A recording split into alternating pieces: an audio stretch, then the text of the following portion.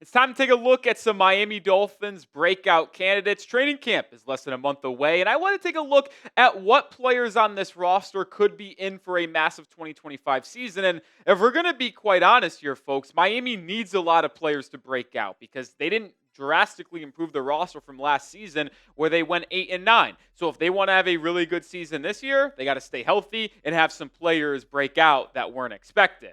And before we get into 5 players I'm keeping my eye on, who is the most likely player in your mind to break out? Want to hear what you guys have to say? I'll be looking in the comments section, and we'll bookmark this and look back a year later. I look back at the video I did last year for breakout candidates. Devon Achane, Jonnu Smith, Jordan Brooks, Aaron Brewer, and Cam Smith. No Cam Smith, other 4, pretty sharp. Let's see if I do good again here this season. All right, the first player I'm going to look at is Jaylen Wright. I picked the running back last year in Achane. I'm going to do it again this year with Jaylen Wright. And when I talk about Wright being a breakout candidate, I don't think you're going to expect him to run for 1,000 yards or anything like that. But in terms of how effective he is for this Dolphins roster, I expect him to be extremely good for Miami this season. Had a very limited role last year. He was behind Jeff Wilson, Raheem Mostert, obviously Achane. This year, I expect him to be the RB2 for Miami just behind Achane. But Achane is used so much as a weapon in terms of in the slot, as a receiver, as a gadget player, where Jaylen Wright might be actually lining up in the backfield quite a bit. Miami actually ran some of the most 2 running back personnel last season, top 5 in the NFL to be exact. Now, some of that is Alec Ingold, but I believe Wright will be in that same category. And in the limited opportunities he had last season, some of his advanced stats on PFF, yards after contact per attempt, 3.25. That ranks 16th out of 58 qualifying RBs. Breakaway percentage, 28.9%, 18 out of 58. And then the PFF signature stat of elusiveness, 18 out of 58 as well. So there is a lot of metrics that support Wright being effective in the limited role he had last season. And then you also factor in the improved offensive line, in my opinion, replacing Liam Eichenberg and Robert Jones with Jonas Savia, James Daniels, Austin Jackson fully healthy, hopefully, for this season, Aaron Brewer back for year 2, and Patrick Paul at left tackle replacing Armstead. The run game for Miami is going to be improved from last season, and I think Jaylen Wright is going to be a main beneficiary of that. I think he's in for a big second year in the NFL. Another breakout candidate. We'll stay on the offense here. Let's go Malik Washington, the second-year wide receiver from Virginia, who played not that big of a role last season for Miami, but I think he will have a pretty solid role this year. He got some reps as the season went on with Tyreek Hill being hurt, Jalen Waddle being hurt, but he just really didn't put up a lot of numbers because, one, the passing game for Miami wasn't that effective with Tua Tagovailoa continuously out of the lineup, but he still had a relatively okay rookie season, especially being a primary slot guy and was just a 6th-round pick.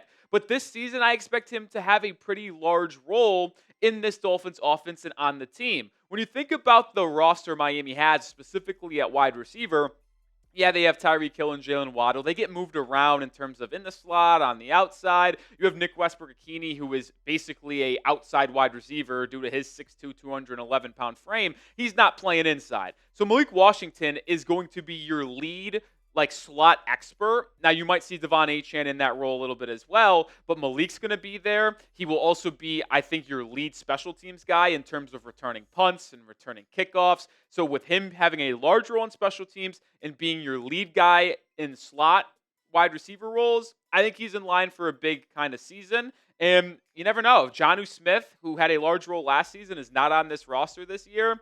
They're going to need someone to pick up that slack over the middle of the field, and it could be Malik Washington.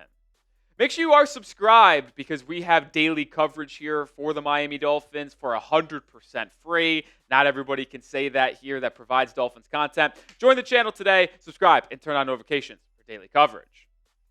Next is going to be a player Miami signed in free agency. I'm actually going with Ashtyn Davis, the safety that Miami signed to a 1-year, $2 million deal from the New York Jets. I truly do believe he could ultimately become the top safety on this room. We know it's the most competitive, wide-open room on the entire roster. We have no clue who are going to be the 2 starters.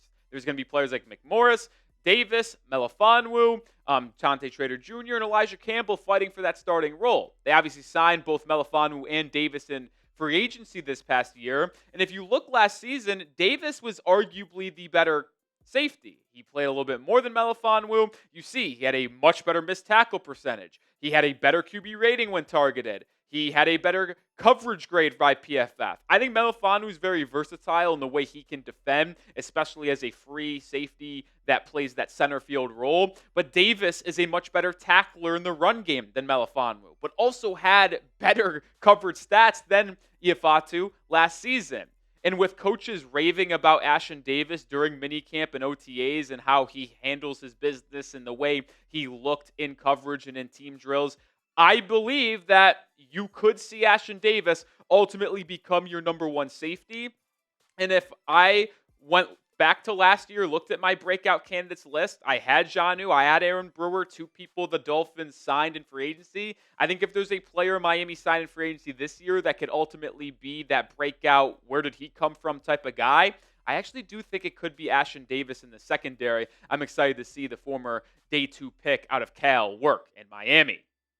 I'm going to go with Tyrell Dodson, a player Miami re-signed in free agency. Obviously picked him up at the tail end of last season after he was waived by the Seattle Seahawks. And in the 8 games he played with Miami, he was pretty solid. Started the final 3 games with Anthony Walker Jr. hurt. I think he worked really well next to Jordan Brooks, and he surprised me in coverage. I know he was an athletic, sideline-to-sideline type of guy, and he's not as good as a run stopper as a Jordan Brooks, but having 3 interceptions, 4 PBUs, that is awesome. And the reason why I think him and Brooks worked so well together last season at the final month of the year was because he is the coverage linebacker, the speedy guy, while Jordan Brooks is more of that downhill thumping linebacker that is going to stuff the run and make some plays at the line of scrimmage, and Brooks is going to handle the kind of zone over the 10, 15-yard intermediate part of the field and maybe take a linebacker from here to here in man coverage. Those two worked really well together last season.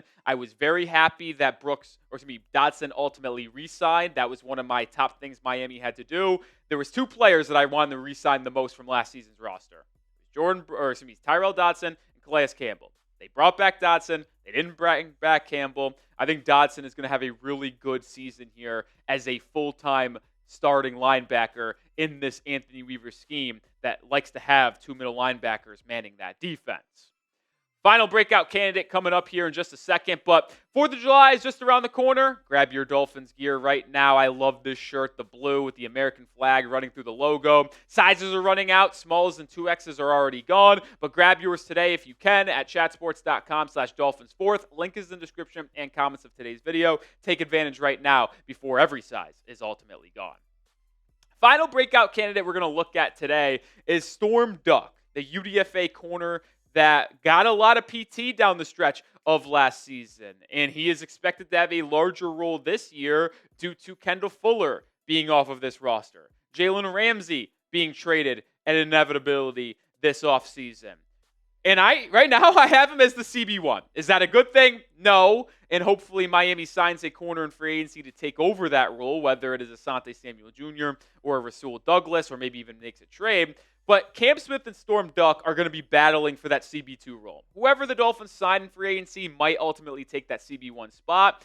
But based off what I've seen and heard from minicamp and OTAs and saw at the end of last season, I'm going to give the edge to Storm Duck in terms of beating Smith for that boundary cornerback spot opposite of whatever new free agent the Dolphins sign. In the final 230 snaps of the year that Storm Duck played last season, was it the best? I mean, it wasn't like writing home like this guy's a great corner, but he showed enough and has a good physical profile to provide a little bit of confidence for Dolphins fans heading into this season.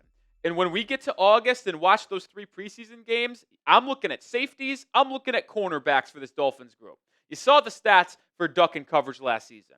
It was okay, not great. It's what you would expect for a UDFA corner. Miami's has success. All right, we're going to keep it rolling here. That was ridiculous.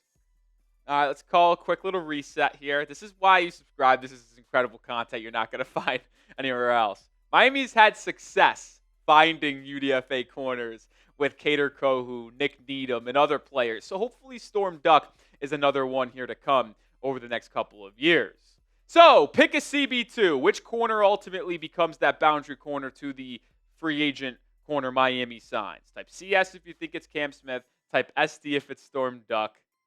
Let me know your thoughts down below.